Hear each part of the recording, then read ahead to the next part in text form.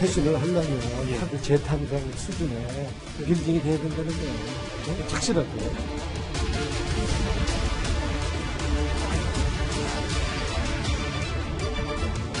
그렇게 강성 지지층한테 끌려다니면 당연히 오그라들게 되는 거예요.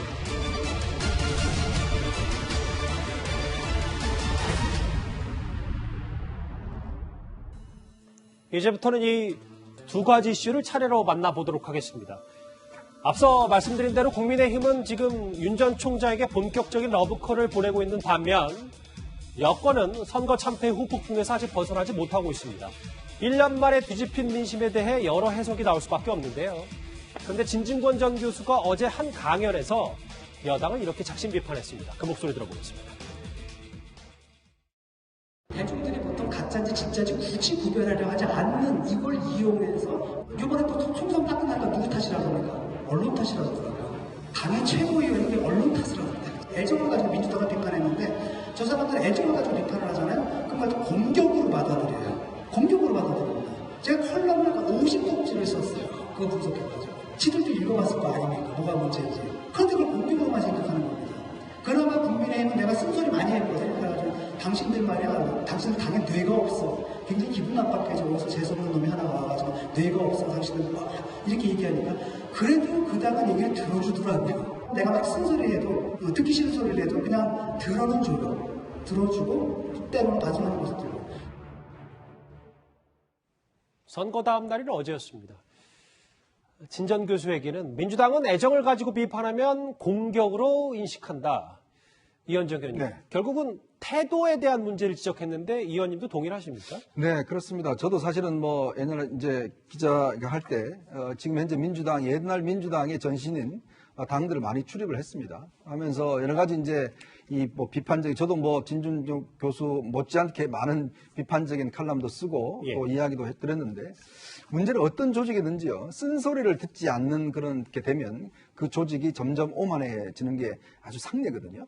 대통령도 그렇습니다. 대통령도 초기에는 많은 사람들을 만나서 이야기를 듣다가 점점 후반기로 갈수록 고립되어 있는 상황이 돼요. 그러다 보니까 쓴소리를 하면 좀 화도 내고 싫어하고 그러면 점점 참모들이 이 쓴소리 한 사람들을 만나지 못하게 이렇게 합니다. 그러다 보면 말기에 보면 이제 레임덕 현상이 오는 거거든요.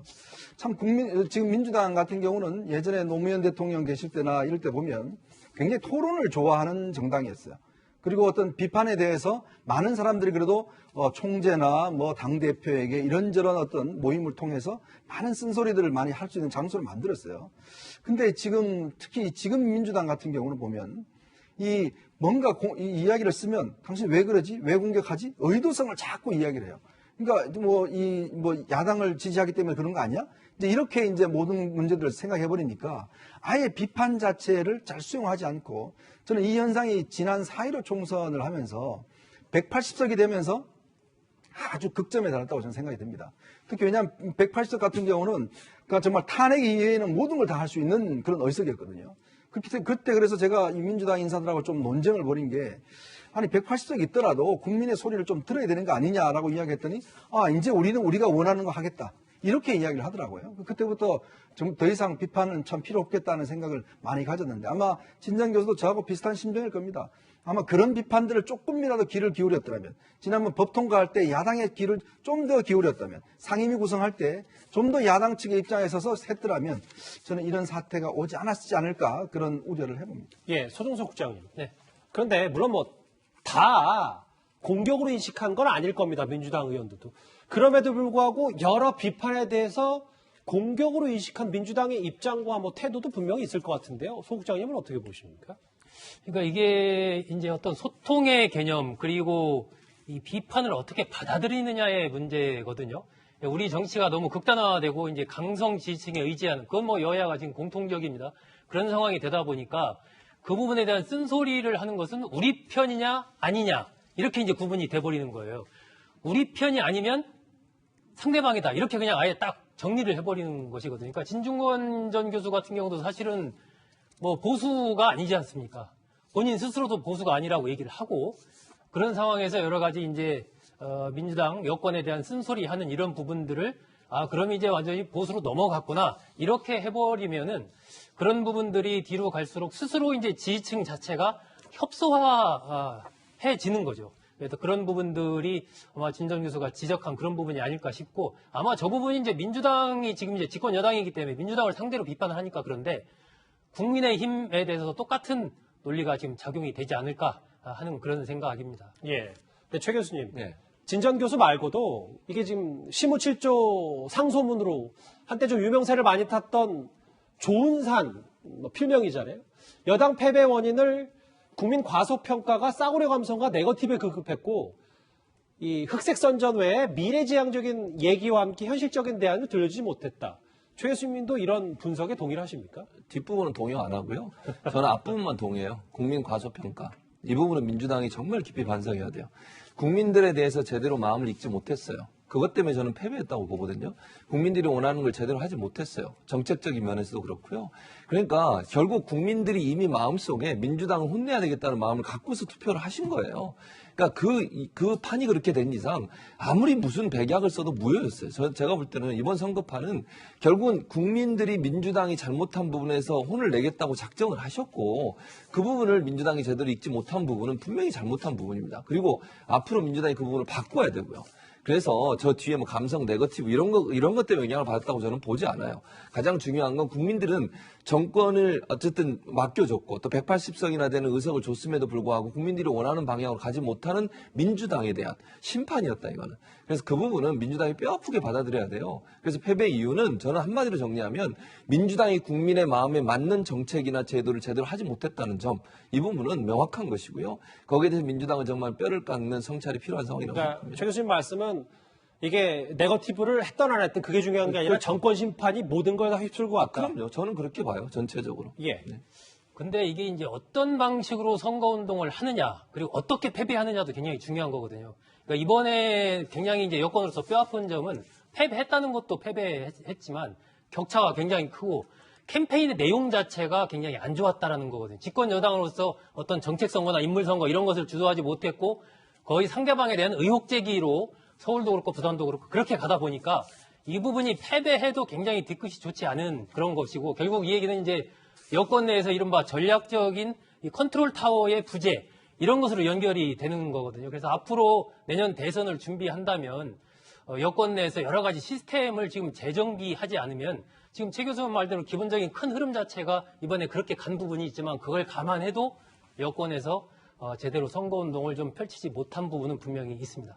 진전 교수 그리고 조은산 필명 이 두 사람 말고도 숱한 선거를 경험하고 지켜봐온 여당의 한 정치 원로의 입장도 크게 다르지 않습니다.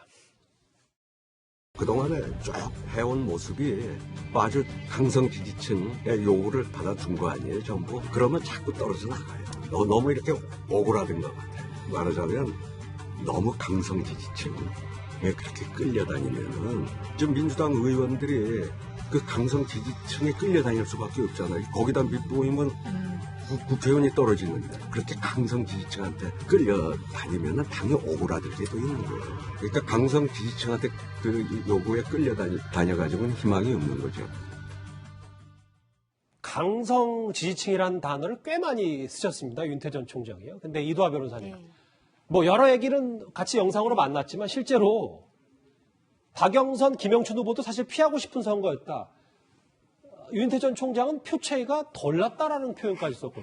유인태 전 총장이 사실은 객관적인 얘기를 좀 객관성을 유지하고 내부 비판, 그 진영에 대한 비판을 많이 하시는 것 같은데도요. 또 결정적인 측면에선 팔이 안으로 굽는 것 같으시더라고요. 여기서는 표 차이가 덜 났다. 그리고 박영선 후보나 김영춘 후보도 사실 피하고 싶었던 선거였다. 이렇게 말씀을 하셨는데요. 다른 언론 보도를 보면 그 선거 전날 어떻게 했었냐면 그 본인하고 원혜영 의원이 본인이 내기를 하셨대요. 몇 퍼센트 차이가 날지. 그래서 원혜영 의원은 전 의원은 15% 이상 날 거다. 그렇게 질 거다라고 얘기를 했고 본인은 한 10에서 15% 사이일 거라고 얘기를 하고 당 밖의 인사들은 10% 안쪽으로 날 거다 이렇게 얘기를 했다고 하는데 지금은 그러니까 본인은 15%까지 안 날 거라고 생각하셨는데 더 이상 났으니까 표차가 많이 난 거죠. 근데 지금은 또다시 표차가 덜 났다라고 하면서 이제 진영을 위로하시는 것 같은데요. 좀 더 객관적으로 보시면 원혜영 전 의원이 맞추신 거고요. 그다음에 박영선 후보가 사실 피하고 싶었던 선거였을까요?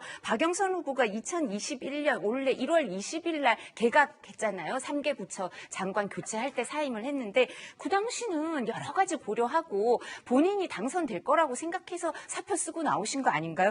그 지금 야당에서 야당이 가능성이 있다고 생각한 건 LH 사태 생기고 거의 2월 말 2월이 넘어서서니까 예. 뭐 박영선 후보가 사실 피하고 싶었던 선거였던 거는 뭐 나중에 2월 3월 돼서였지 그전엔 안 그랬던 것 같고요. 김영춘 후보는 부산은 사실은 명분도 없고 원래 조직도 그렇고 여러 가지로 어려운 선거였으니까 김영춘 후보는 좀 피하고 싶었던 선거였을 수도 있지만 또 정치적 자산을 쌓는 기회가 된다라고 생각했을 수도 있으니까요. 그래서 이제 후보들하고 진영을 위로하는 말씀을 하신 것 같습니다. 이렇게 장외 평론가들 말고도 이제 민주당 내에서도 하나둘 자성의 목소리가 나오기 시작했습니다.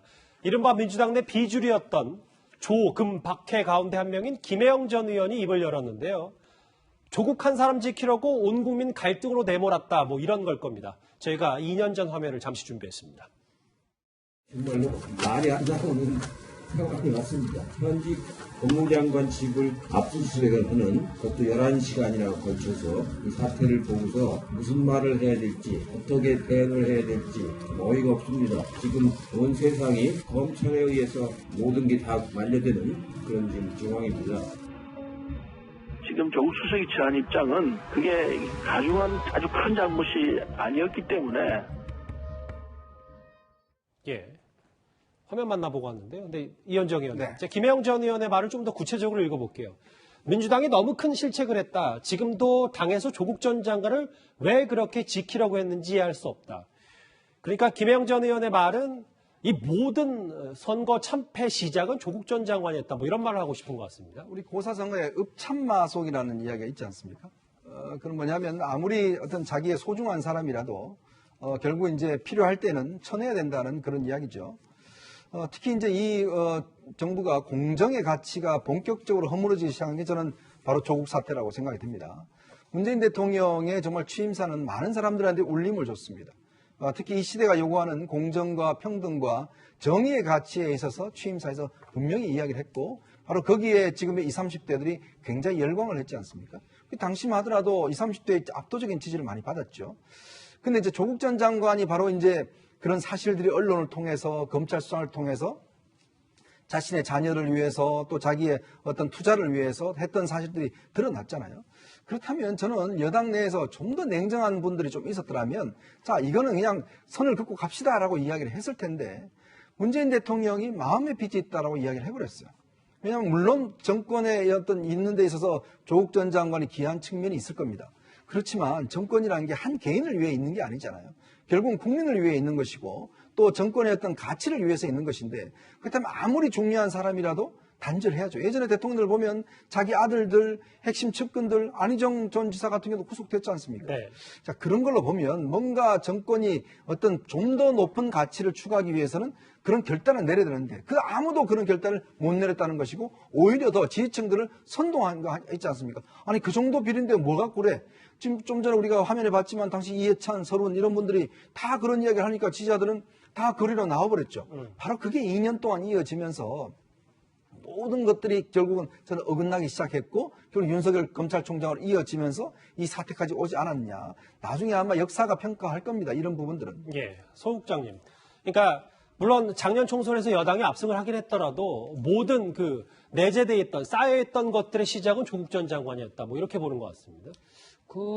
저는 진단이 맞다라고 봅니다. 그때부터 사실 굉장히 이제 꼬이기 시작했던 거고 여권에서 추진하는 검찰 개혁이 조국 전 장관의 거치와 같이 그냥 연동이 돼 버렸어요. 그래서 조국 전 장관을 지키는 것은 검찰 개혁을 하는 거고 조국 전 장관을 버리는 것은 검찰 개혁을 안 하는 거죠. 이런 식의 논법이 등장을 하면서 거의 뭐 서초동 집회, 광화문 집회에서 나라가 거의 두 동강이 났지 않습니까? 그리고 나서 이제 법무장관과 검찰총장의 갈등이 또 1년 이상 이어졌고, 그래서 저는 과연 왜 여권에서 저런 검찰 개혁의 이슈, 저런 부분들이 물론 중요하지만 그 이슈가 과연 1년 이상을 저렇게 끌고 갈 정도로 그렇게 중요한 이슈였나. 거기다가 힘을 다 빼버렸다라고 생각을 하고, 이 김혜영 전 의원의 말 맞은데, 저는 그 당시에, 그러니까 조국 전 장관 사태가 벌어지고 나서 그 당시에 조금 더 여권 내에서 그런 어떤 좀 용기 있는 그런 목소리들이 당시에 좀 과감하게 나왔더라면 그것이 결과적으로 봤을 때 문재인 정부를 도와주는 그런 상황이 됐을 텐데, 지금은 상황이 다 이미 어느 정도 끝난 상황인데, 지금 상황에서 조국 전 장관 때부터 이렇게 됐다라고 하는 게 말이 맞긴 하지만 참 한편으로는 굉장히 좀 아쉽다 하는 그런 생각도 좀 듭니다. 예. 이렇게 김혜영 전 의원이 글쎄 이게 조국 전 장관 책임론과 당시에 그걸 막지 못했다는 여러 가지 생각을 얘기했는데요. 그런데 오늘 방송인 김어준 씨 이런 말을 했습니다. 같이 들어보실까요? 이럴 때 이제 튀어나와서 발언하는 분들이 꼭 있어요. 네, 원래 선거를 지낸 쪽에서는 대체로 그 선거에 가장 도움이 안 됐던 분들이 가장 도움이 안 될 말을 가장 먼저 나서서 합니다. 대체로 여러분들 이제 소신파라고 띄워주는데, 대체로 이런 분들 말들 하면 대체로 망해요. 김혜영 전 의원은 소신파가 아니라 공감대가 없어서 혼자가 된 겁니다. 조국 사태를 반성했던 김혜영 전 의원의 얘기에서 글쎄요, 요것만 김어준 씨의 말을 언급하도록 하겠습니다. 딱 여기까지만요. 그러니까 소신파가 아닌 공감대 없이 혼자 된 것이다라는 말에 최 교수님 동의하세요? 그거는 본인의 생각이니까 저는 개인적으로 그렇게 생각하지 않지만 그건 제가 평가하고 싶은 생각은 없고요. 본인이 그렇게 생각하셔서 그렇게 얘기하신 거니까. 근데 어쨌든 저는 이제 이런 생각은 들어요. 민주당이 지금 그러니까 이런 실패에 대해서 처절하게 반성해야 된다고 저는 보거든요. 예를 들어서 물론 조국 전 장관 사태가 일정 부분 젊은 층에게 공정이나 그런 가치를 영향을 미쳤을 수 있다고 저는 봅니다. 다만 지난해 4월 총선에서 180석을 밀어줬다고 하는 것은 그럼에도 불구하고 민주당에게 뭔가 의미를 부여하고 열심히 일하라고 하는 국민의 어떤 지원이 아니었겠습니까? 그리고 저는 LH 사태 터지기 전까지만 해도 박영선 후보하고 다른 후보들과의 격차가 그렇게 크지 않았어요. 거의 비슷했어요. LH 사태가 촉매제가 됐다고 저는 생각해요. 물론 내재돼 있었던 불만이 그걸 통해서 더 확대될 수는 있겠죠. 그런데 지금 보면 마치 선거에 진 게 조국 전 장관 책임인 것처럼 저는 몰면 안 된다고 생각해요. 모든 게 조 전 장관 때문은 아니다. 그렇죠. 아니, 예. 민주당 내에 있는 의원들이 반성해야 한다고 저는 보거든요. 저는 김혜영 최고도 그 당시 국회의원 하셨었잖아요. 같이 반성해야 돼요. 이거는. 그러니까 민주당에 있는 국회의원 모두가 본인들이 정말 잘못했습니다. 죄송합니다. 국민의 마음을 헤아리지 못했습니다. 이렇게 가야 되지. 누군가 한 사람을 찍어서 그 사람이 잘못했기 때문에 우리가 패배했다 이렇게 가버리면요. 반성 안 하잖아요. 저는 그게 더 큰 문제라고 생각합니다. 민주당 내에 있는 모든 사람들이 정말 국민 앞에 죄송하고 잘못했다고 하고 반성하는 모습을 보이는 게 필요할 텐데 누구 한 사람, 두 사람이 문제가 저는 아니라고 생각해요. 그런 점에서 접근하는 게 저는 맞다고 봅니다. 근데요, 김혜영 전 의원은 끊임없이 저주장을 했습니다. 용기 있게 이야기를 했어요. 많은 문파들이 문자로 테러를 했습니다. 문재인 대통령 지지자들이요? 그렇죠. 그러니까 그런 김혜영 전 의원에 대한 비판은 저는 온당치 않다고 봐요. 그리고 지금 무조건 사과 아무 소용 없습니다. 구체적으로 사과를 해야 돼요. 뭘 잘못했는지를 인제는 찍어줘야 됩니다. 저는 이 최진봉 교수는 좀 반대 의견을 갖고 있습니다. 아니, 저는 거기에도 반대예요. 그러니까 조국 전 장관의 문제가 아까도 말씀드렸지만 문제가 될 수는 있어요. 그걸 제가 부인하는 건 아니지만 모든 게 조국 전 장관 책임이 아니잖아요. 그 책임 때문에 선거가 이렇게 졌다? 이렇게 일률적으로 연결해서 얘기하는 건 저는 동의할 수 없습니다. 그리고 앞서 이현정 의원님 사용하셨던 단어 중에 문파, 그러니까 문재인 대통령 강성 지지자들 이렇게 말씀하신 거죠? 알겠습니다.